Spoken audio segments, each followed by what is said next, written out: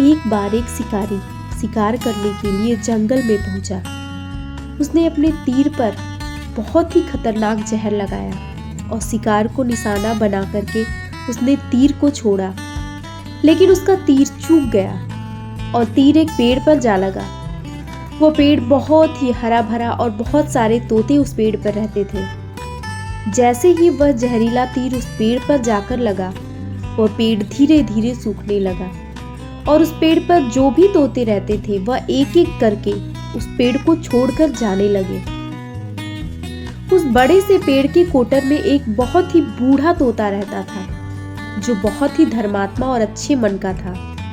सभी तोते उस पेड़ को छोड़कर जाने लगे थे, लेकिन वह बूढ़ा तोता जाता था और दाना लेकर के आता और उसी कोटर में आकर के बैठ जाता था, परंतु उस पेड़ को छोड़ने को तैयार नहीं था।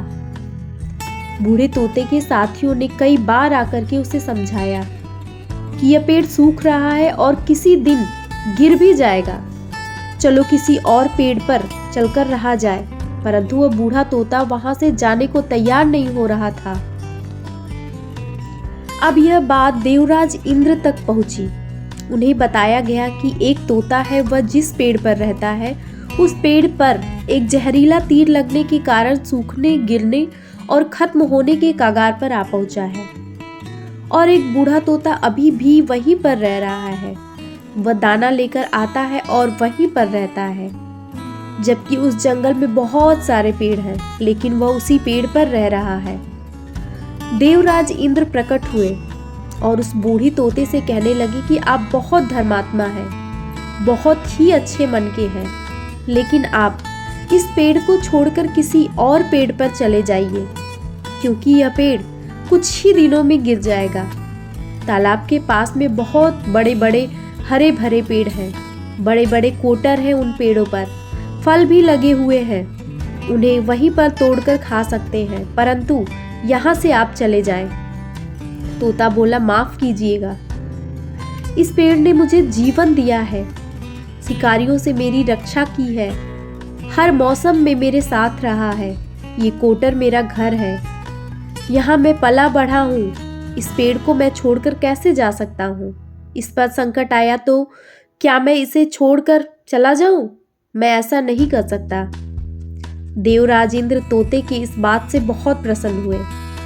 उन्होंने तोते से कहा, मैं आपके इस बात से बहुत ही खुश हूँ, मांगो जो आपको मांगना है। उस बूढ़े तोते ने कहा, मुझे बस इतना मांगना है कि जिस पेड़ ने मुझे जन्म दिया है, जहाँ मैं रहा, पला बढ़ा, जिसे आप मेरा जन्मभूमि कह सकते हैं, आप इसे फिर से वैसा ही हरा भरा कर दो जैसा यह था। देवराज इंद्र ने अमृत से उस पेड़ को सींच दिया और पहले की तरह हरा भरा कर दिया। अब वापस से उस पेड़ पर आकर के बाकी तोते रहने लगे। वह बूढ़ा तोता कुछ समय तक और जिंदा रहा, फिर उसकी मृत्यु हो गई और वह स्वर्ग में चला गया।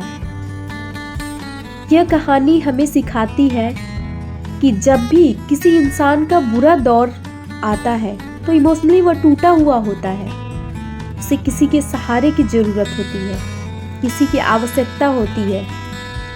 अगर आप ऐसे समय में उसे छोड़कर चले जाएंगे, उससे बात नहीं करेंगे, मुंह मोड़ लेंगे, तो आपसे बुरा कोई नहीं है, क्योंकि आप किसी के सुख का साथी बने या ना बने, लेकिन आपको उसके दुख में जरूर उसका साथ देना चाहिए।